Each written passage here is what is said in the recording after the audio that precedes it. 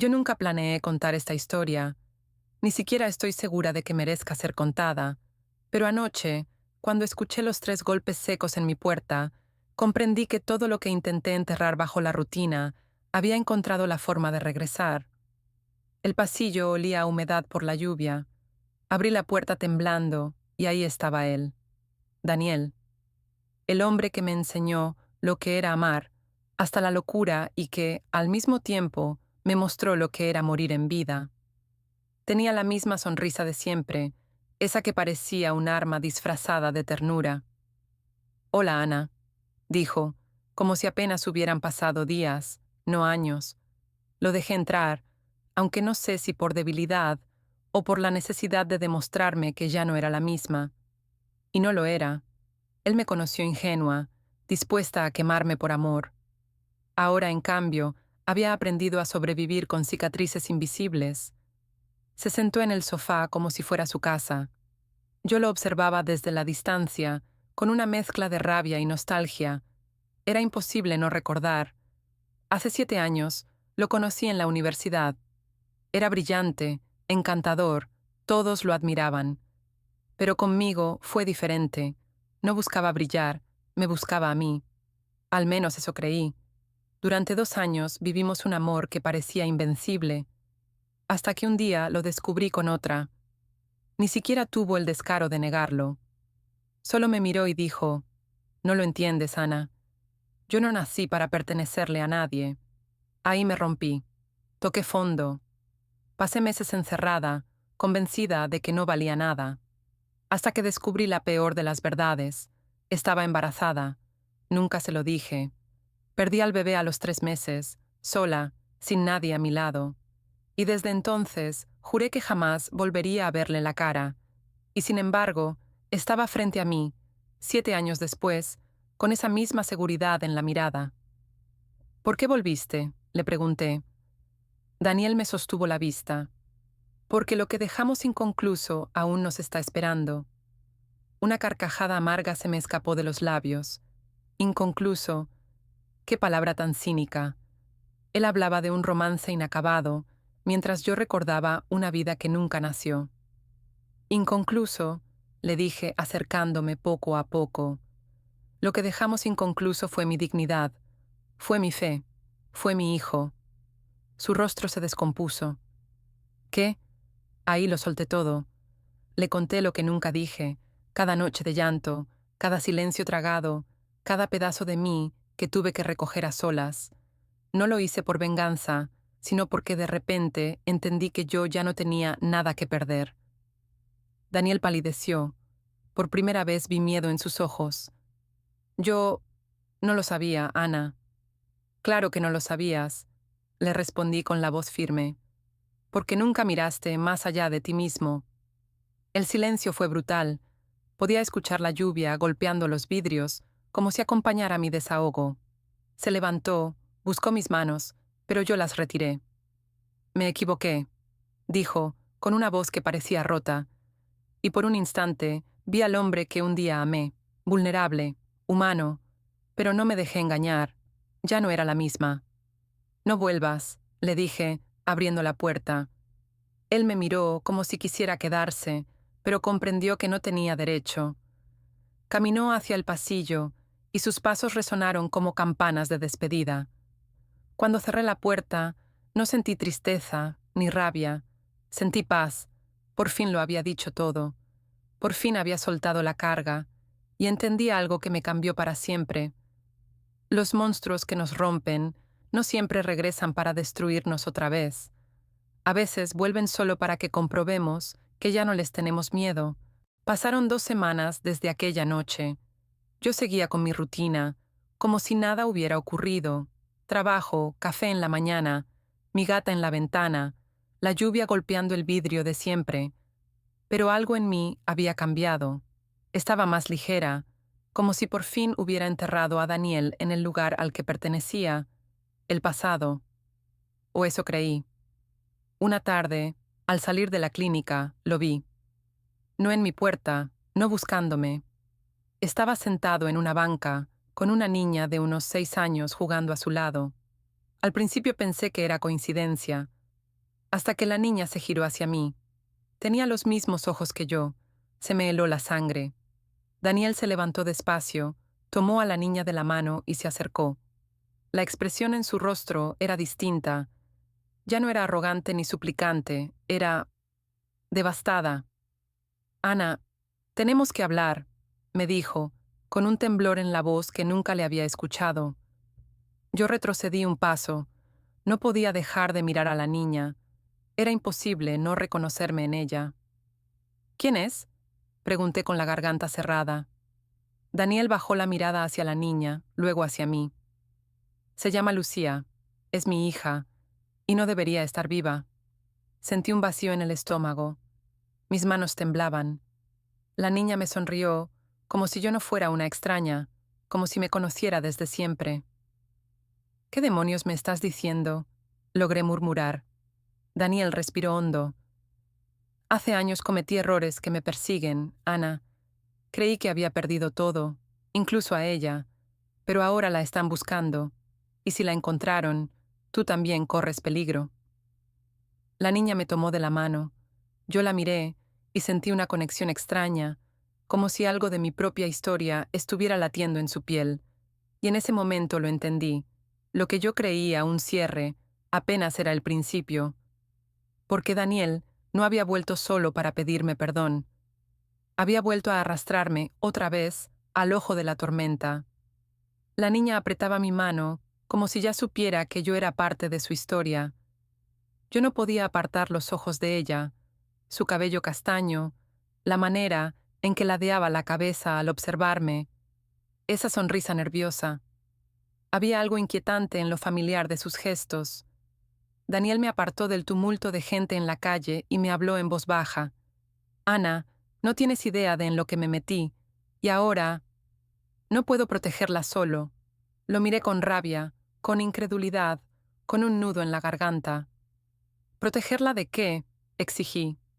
Daniel dudó, como si temiera que pronunciarlo en voz alta lo volviera más real.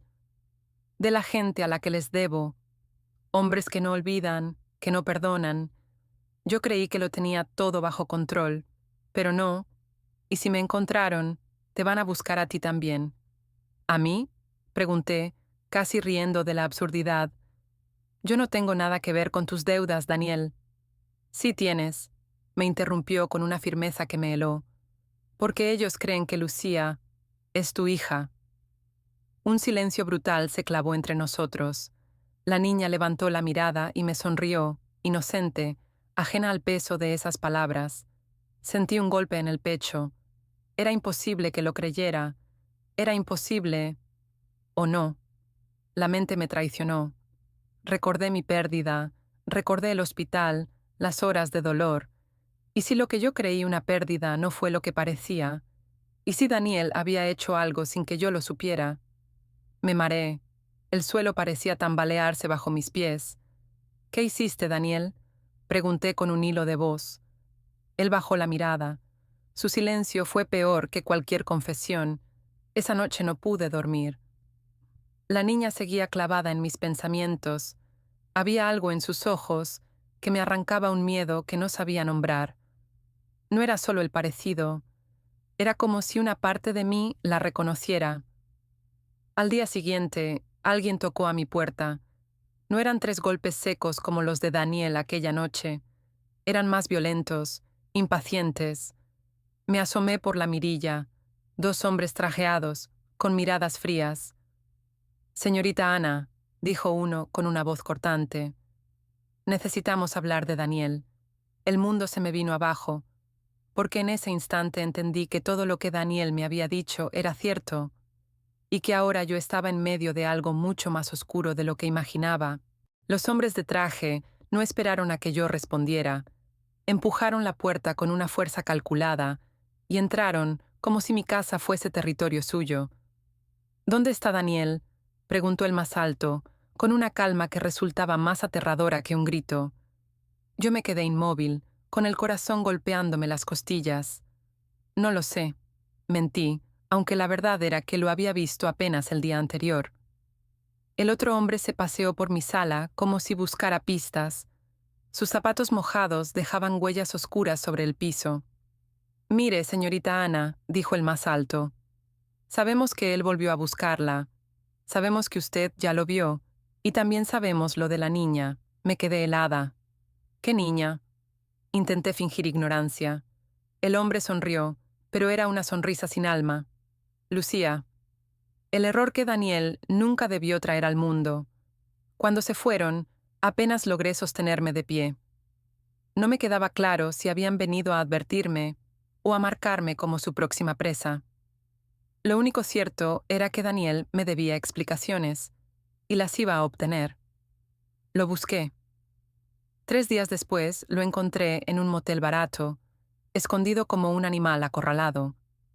Su aspecto había cambiado: barba descuidada, ojeras profundas, la ropa arrugada.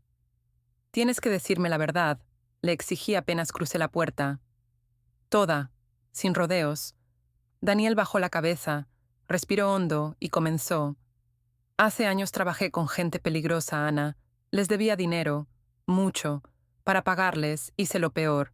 Entregué información, traicioné a quienes confiaban en mí. Y esa traición costó vidas. Por eso nunca me han perdonado». Lo miré con asco. «¿Y Lucía? ¿Dónde encaja ella en todo esto?». Daniel tragó saliva. «Eso es lo peor. No es solo mi hija». Mi cuerpo entero se tensó. «¿Qué estás diciendo?». Él se levantó, se acercó, me sostuvo la mirada como si me estuviera confesando un crimen. «Ana, cuando perdiste a nuestro bebé, no lo perdiste. Yo lo saqué de tu vida. Te hice creer en esa pérdida porque sabía que ellos no te dejarían en paz si descubrían que llevabas mi sangre. Yo me la llevé, la escondí, la crié lejos de todo. Sentí que el suelo desaparecía bajo mis pies. ¿Qué hiciste?». Las lágrimas me nublaban la vista. Todo el dolor que había cargado durante años se retorcía dentro de mí con una violencia insoportable. «Te robaste a mi hija», susurré, con la voz quebrada. «Me robaste la oportunidad de ser madre». Daniel dio un paso hacia mí, suplicante. «Lo hice para protegerte, y ahora, ellos lo saben, saben que ella es nuestra, y no se van a detener hasta quitárnosla». Lo odié. Con cada fibra de mi ser lo odié. Pero cuando recordé la sonrisa de Lucía, esa manera en que me tomó la mano, como si me reconociera, entendí algo más grande que mi rabia.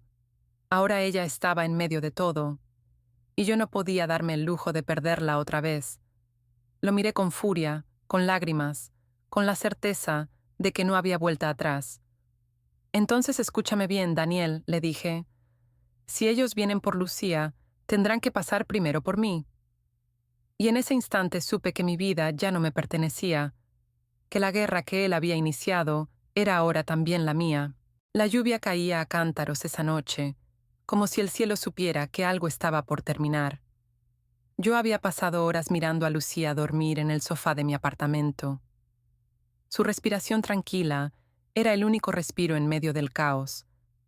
Daniel estaba sentado frente a mí, con la mirada perdida. Lo odiaba y lo necesitaba al mismo tiempo, pero no había espacio para contradicciones. Teníamos que decidir qué hacer.